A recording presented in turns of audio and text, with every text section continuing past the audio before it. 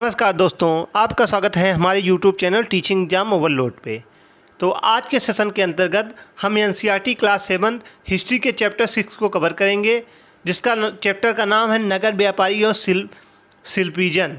तो यह session CTET paper 2 की तैयारी करने वाले, एसएसटी की तैयारी करने वाले छात्रों के लिए तो इम्पॉर्टेंट है ही है। इसके साथ साथ बिहार शिक्षक भर्ती की तैयारी करने वाले छात्रों के लिए जो सोशल साइंस की तैयारी कर रहे हैं उनके लिए भी ये क्लास बहुत ही महत्वपूर्ण है, क्योंकि बिहार शिक्षक भर्ती में भी एनसीईआरटी 6 to 10 से ही प्रश्न पूछे जाते हैं।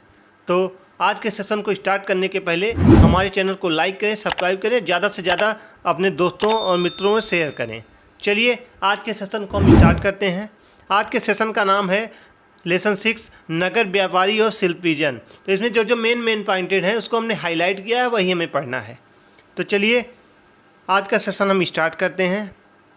तो पहला यहाँ बनता है प्रशासनिक केंद्र क्या है। तो चोल राजाओं की राजधानी तंजावुर, जैसा कि वह 1000 वर्ष पहले था, की यात्रा पर चले। वर्ष में 12 महीने बहने वाली कावेरी नदी इस सुंदर नगर के पास बहती है। राजराज चोल द्वारा निर्मित राजा राजेश्वर मंदिर की घाटियाँ बजती हुई सुनाई देती हैं। तो राजा राजेश्वर मंदिर की जो घंटियाँ थी वह बजती हुई सुनाई देती हैं। लोग नगर के वास्तुकार कुंजर मल्लन राजराज पेरुथच्चन की वास्तुकला की प्रशंसा करते हुए नहीं थकते। हमें वास्तुकार का नाम इसलिए पता है क्योंकि उसने गर्व से अपने नाम को मंदिर की दीवार पर उत्कीर्ण किया। तो मंदिर के भीतर एक विशाल शिवलिंग स्थापित हुई। तो चोल राजाओं की जो राजधानी थी तंजावुर, जैसा कि वह 1000 वर्ष पहले था, की यात्रा पर चले। वर्ष में 12 महीने बहने वाली कावेरी नदी इस सुंदर नगर के पास बहती है। राजराज चोल द्वारा निर्मित राजराजेश्वर मंदिर की घंटियां बजती हुई सुनाई देती हैं। लोग नगर के वास्तुकार कुंजर मल्लन राजराज पेरुथच्चन की वास्तुकला की प्रशंसा करते हुए नहीं थकते हैं। हमें वास्तुकार का नाम इसलिए पता है क्योंकि उसने गर्व से अपने नाम को मंदिर की दीवार पर उत्कीर्ण किया। मंदिर के भीतर एक विशाल शिवलिंग स्थापित है। चलिए नेक्स्ट पॉइंट देखते हैं।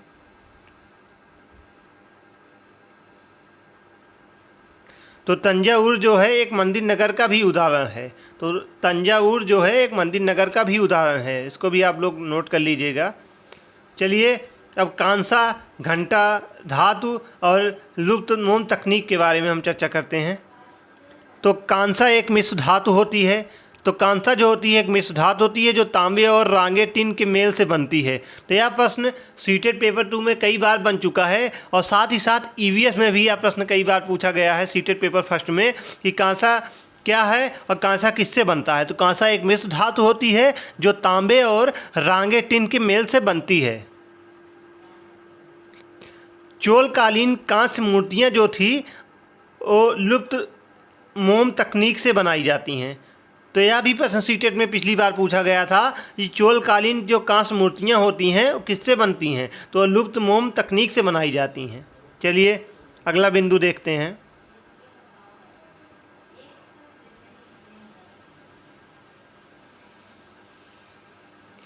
छोटे नगरों का संजाल। तो 8वीं शताब्दी से ही उपमहाद्वीप में अनेक छोटे छोटे नगरों का संजाल सा बिछने लगा था। संभवतः उनका प्रादुर्भाव बड़े बड़े गांवों से हुआ था। उनमें आमतौर पर एक मंडपिका, बाद में जिसे मंडी कहा जाने लगा, होती थी। उनमें ऐसी गलियां थी जहां दुकानें एवं बाजार थे जिन्हें हट या बाद में हाट कहा जाने लगा। तो 8वीं शताब्दी से ही उपमहाद्वीप में अनेक छोटे छोटे नगरों का संजाल सा बिछने लगा था। संभवतः उनका प्रादुर्भाव बड़े बड़े गांवों से हुआ था। उनमें आमतौर पर एक मंडपिका होती थी, बाद में जिसे हम मंडी कहा जाने लगा होती थी। उनमें ऐसी गलियां थी जहां दुकानें और बाजार थे जिन्हें हम हट या बाद में हाट कहा जाने लगा। चलिए अगला बिंदु देखते हैं।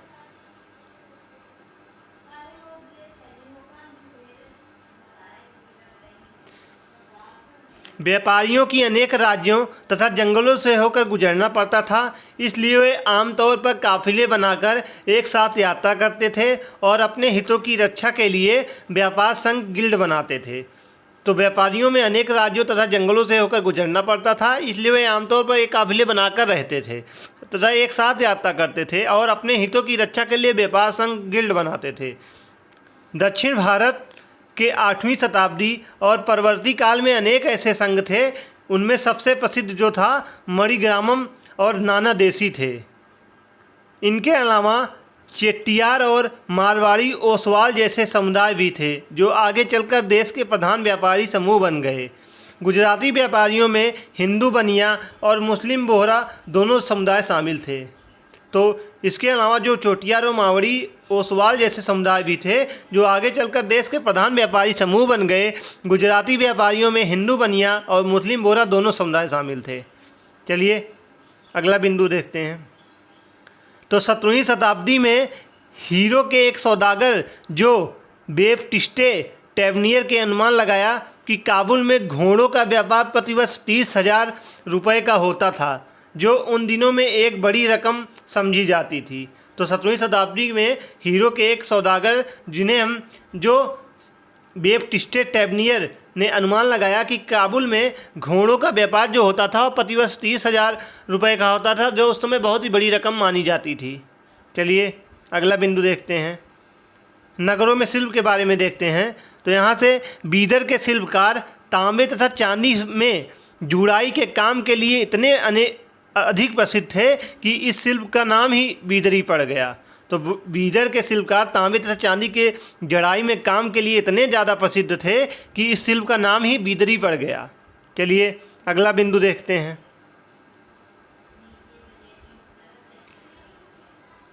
हम्पी की वास्तुकला का सौंदर्य के बारे में बात करते हैं। तो हम्पी नगर जो है वह कृष्णा और तुंगभद्रा नदियों की घाटी में स्थित है। यह नगर 1336 में स्थापित विजयनगर साम्राज्य का केंद्र स्थल था। तो हम्पी नगर कृष्णा और तुंगभद्रा नदियों की घाटी में स्थित था। यह नगर 1336 में स्थापित विजयनगर साम्राज्य का केंद्र स्थल था। चलिए अगला बिंदु देखते हैं।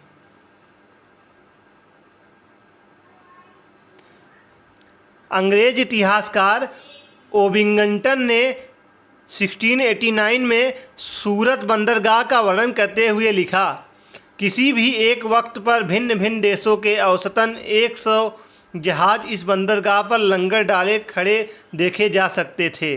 तो अंग्रेज इतिहासकार ओबिंगटन ने 1689 में सूरत बंदरगाह का वर्णन करते हुए लिखा कि किसी एक वक्त पर भिन्न भिन्न देशों के औसतन 100 जहाज इस बंदरगाह पर लंगर डाले देखे जा सकते थे। चलिए अगला बिंदु देखते हैं। तो हुंडी जो है एक ऐसा दस्तावेज है जिसमें एक व्यक्ति द्वारा जमा कराई गई रकम दर्ज रहती है। हुंडी को कहीं अन्य प्रस्तुत करके जमा की गई राशियां प्राप्त की जा सकती हैं। तो सीटेट में पिछली बार यह प्रश्न पूछा भी गया था कि हुंडी क्या होता है। तो हुंडी एक ऐसी दस्तावेज होती है जिसमें एक व्यक्ति द्वारा जमा कराई गई रकम दर्ज रहती है। हुंडी को कहीं अन्यत्र प्रस्तुत करके जमा की गई राशि प्राप्त की जा सकती है। चलिए अगला बिंदु देखते हैं।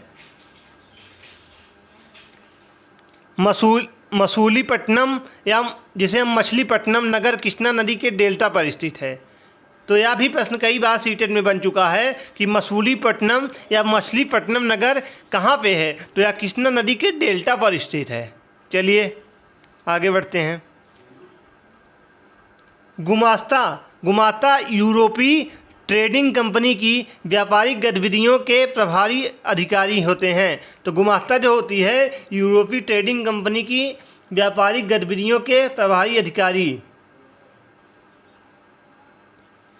1686 एवं 1687 में मुगल बंदरगाह औरंगजेब ने गोलकुंडा को मुगल साम्राज्य से मिला लिया। तो 1686 एवं 1687 में मुगल बादशाह औरंगजेब ने गोलकुंडा किले को मुगल साम्राज्य से मिला लिया। चलिए अगला बिंदु देखते हैं।